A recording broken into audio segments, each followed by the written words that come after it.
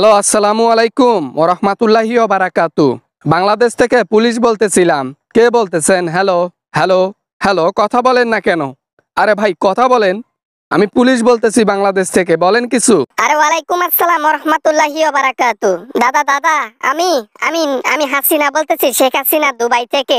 বাবা কিছু কথা বলবো বাবা, একটু যদি শুনতা, দয়া করে। তোমার নেত্রী হিসেবে কথাগুলো বলবো, যদি মানতা। ও আপনি সৈরা স্যার আমাকে ফোন করছেন? সৈরা স্যার কেন আমাকে ফোন করবে? আমি তার কথা শুনতে পারবো না। তার কথা শুনে শুনে জনগণের কাছে জুতোর সমান হয়ে গেছি। পুলিশের এখন আর সম্মান নাই। আগে যে সম্মান পাইতো এখন আর পায় না। বাংলাদেশের মধ্যে দরকার পড়লে আমি আবার ক্ষমতায় যাব, গিয়ে তোমাদেরকে সম্মান দেব, সমস্যা নাই। যে সম্মান তোমরা আগে পাইতা সেই সম্মান আবার ফিরিয়ে দেব। আরো তোমাদের টাকা বাড়িয়ে দেব, স্যালারি বাড়িয়ে দেব। একটা কাজ করবা? আপনার কথার একটা কাজও করব না আমি। যাই হোক, ফোন যেহেতু করেছেন আমি শুনি যে আপনি কি করতে বলতেছেন। প্লিজ একটু কাইন্ডলি বলবেন জলদি যে আপনি কি করতে আমাকে ফোন করছেন, কি বলতে আমাকে ফোন করছেন। তাড়াতাড়ি বলেন, কাজ আছে। স্যার, আমি শুধু এতটুকু বলি, আওয়ামী লীগের যে নেতাগুলোরে ধরছেন, এই নেতাগুলোর যারা সত্য প্রকাশ করতেছে তাদেরকে প্লিজ একটু ছেড়ে দেবেন। আমার যে আওয়ামী লীগের নেতা খেতা আছে সব কটারে ছেড়ে দেন স্যার, আমি এটাই রিকোয়েস্ট করতেছি। ছেড়ে দেব, একটা শর্ত আছে। যদি আপনি সেই শর্তে রাজি হন তাহলে আমি ছেড়ে দিতে অবশ্যই নিশ্চিত থাকিব।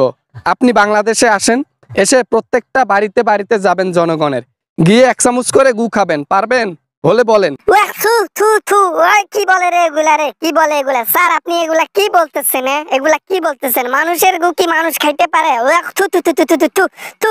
আমি কি বলতে ফোন করলাম, আপনি আমাকে কি খাইতে বলতেছেন স্যার? আপনিও যেমন বাংলাদেশে এসে মানুষের ঘরে ঘরে গিয়ে গু খাইতে পারবেন না, ওরকম আওয়ামী লীগের নেতা খেতা যারা আগে চুরি করতো তাদেরকে আমরা ছাড়তে পারবো না। তোমাদের মতো স্বৈরাচারের কথায় অনেক সম্মান হারাইছি, আর না, এখন রুখে দাঁড়াইছি। আবার না মানে, তাহলে আমি এক বস্তা টাকা পাঠাই দেই, বস্তা ভরাই টাকা পাঠাই দিচ্ছি। আপনি শুধু ছেড়ে দেন, তাদের বিদেশে পাঠাই দেন, সিস্টেমে বর্ডারটা পার করে দেন, আর কিছু লাগবে না। দরকার হলে 5 বস্তা টাকা পাঠাই দেব, তারপরও কাজটা করেন। আমরা কি আপনার গোলাম? আপনি কে হে? আপনি বাংলাদেশকে ধ্বংস করে চলে গেছেন। বাংলাদেশের হাজার হাজার মায়ের বুক আমাদের দ্বারা খালি করেছেন। আপনার বুকে একটু মায়া দয়া নাই? এত কিছু করার পরও আমাদেরকে ফোন করে বিরক্ত করেন। আপনি এখনই ফোন রাখেন। স্যার, আওয়ামী লীগের নেতা কেতা যতদিন জেলের মধ্যে থাকবে ততদিন আমারও একটু ভয় লাগে। সব ডকুমেন্ট ওরা জানে, সব কালো বাজারের টাকা কেমনে কি করছি, মানুষকে কোথায় গুম করছি না করছি সবকিছু জানে। সবকিছু প্রকাশ হলে ভেজাল হবে। আজ নয় তো কাল সবকিছুর বিচার তো হবেই। তাই এগুলা লুকিয়ে কোনো লাভ হবে না। আপনি আর বিদেশে পালিয়ে কতদিন দুবাইয়ের রাস্তাতে ভিক্ষা করবেন? একদিন বাংলাদেশে ফিরতে হবে, জনগণকে জবাবদিহিনি করতে হবে, বিচার হবে ইনশাল্লাহ। বাপরে বাপ, এক একজনের কথা শুনলে মাথা নষ্ট। বাংলাদেশের মানুষের সাথে আর কথা বলায় পেরে ওঠা যায় না। ক্ষমতা নাই তো কি আর করার। হাতি গর্তে পড়লে চামচিকাও লাথি দেয়, সে দশা হইছে আমারও। আসসালামু আলাইকুম, রাখলাম। রাখার আগে একটা কথা বলে দেই, নেক্সট টাইম বাংলাদেশে যখন ঢুকবেন না, বুকে ভরপুর সাহস নিয়ে ঢুকবেন।